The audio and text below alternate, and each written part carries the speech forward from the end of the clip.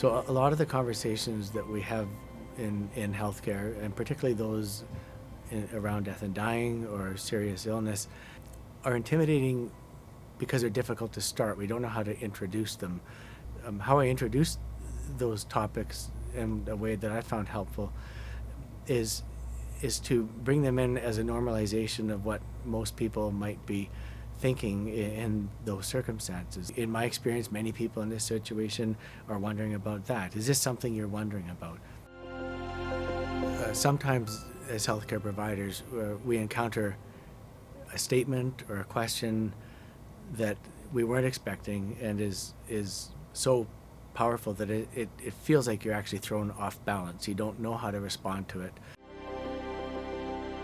My first approach is simply to acknowledge what was just put in front of you.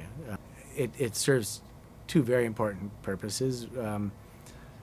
One is it connects with the person, so they feel that regardless of what comes next, they feel that they've been heard. There's been a connection, one person to another, one human being to another. The other helpful aspect is it gives you some time to try and formulate what do you say next. Then I usually want to explore what's caused that to come up in this conversation, because very often it could have come up last week or 2 weeks before or a month before, but something has made it come up in this conversation, and I'd like to know what that is. So I usually say, is there anything that's made you ask this today? Is there anything going on right now?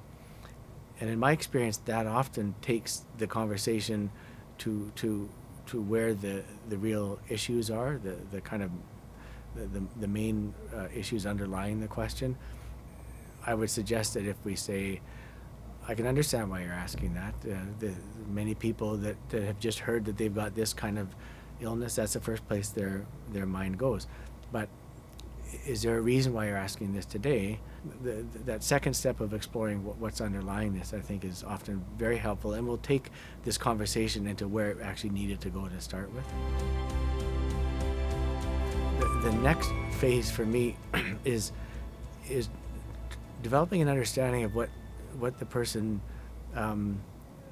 knows about their illness, understands about its impact, and what thoughts they have about what their illness means for them. Just exploring, can you tell me what you understand about what's happening and what people have told you, and what your thoughts are about what to expect.